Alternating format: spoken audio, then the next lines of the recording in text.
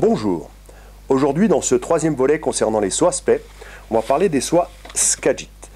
Les soies Skagit sont une série de soies qui ont été inventées au début des années 2000 par les Américains, inventées, mises au point et commercialisées aux États-Unis tout d'abord.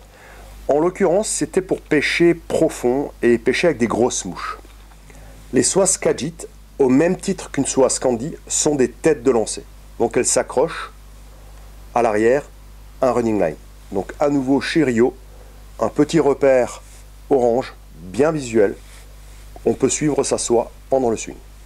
Point très important concernant les soies Skagit, elles ne fonctionnent pas si on ne rajoute pas un type au bout de la soie. C'est-à-dire une tête plongeante de type motype, versitype ou T-type.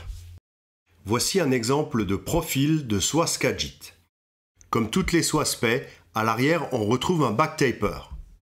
Ensuite, on a le body. Et c'est cette partie qui marque la différence avec une soie spey traditionnelle et une soie spey Scandi.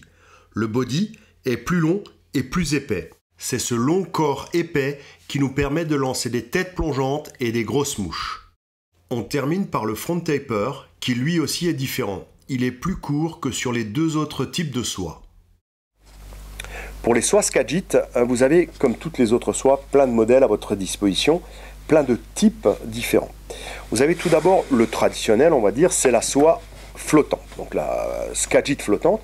En l'occurrence, là, je suis chez Rio avec la soie Rio Skagit Max, qui existe en trois modèles différents, la short, la max normale et la max longue.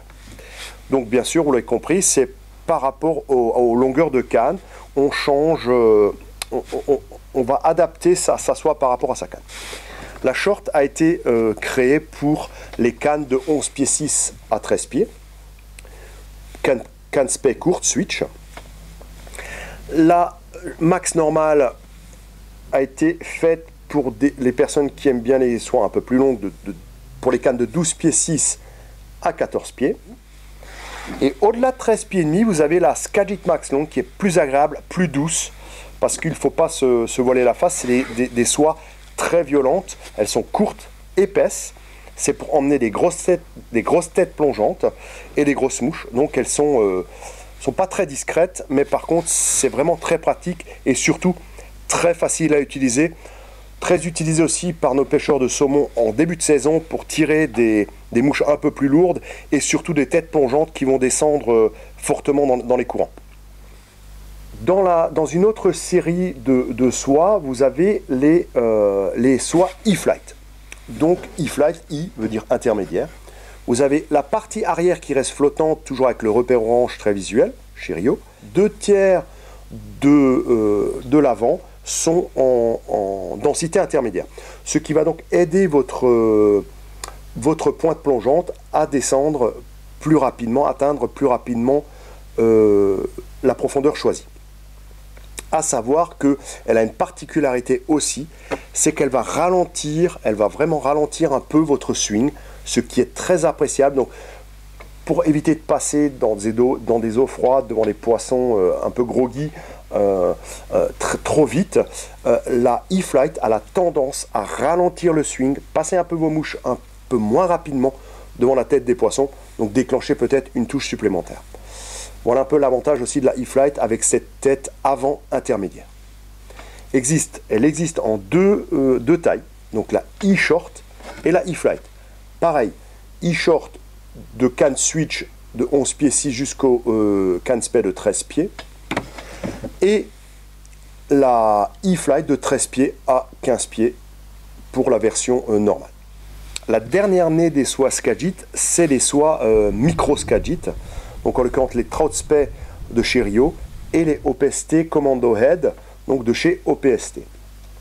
C'est des soies qui ont cet avantage de pouvoir se monter sur des cannes à une main. Donc elles sont encore plus petites, plus courtes. Et vous avez donc des soies très faciles à lancer sur une canne à une main. Et on peut surtout emmener des mouches plus grandes et pêcher dans des endroits très reclus. C'est-à-dire vous avez un mur de végétation derrière vous. Elle vous permet d'aller lancer de l'autre côté de la rivière sans aucun problème, sans recul. C'est l'avantage de ces petites soies donc Trout Spey, qu'on peut monter sur les cannes à une main et sur les switches, et sur les fameuses nouvelles cannes qui sont les Trout Spey. Je terminerai en vous disant que dans un prochain numéro, on va parler de tout ce qui est type, parce qu'on a parlé des soies jusqu'à présent, mais je pense qu'il est important de terminer donc par comme on dit, le terminal tackle, donc les types, pour quelles raisons, comment, pourquoi les utiliser. Merci de nous avoir regardés et à bientôt sur plcpêche.fr.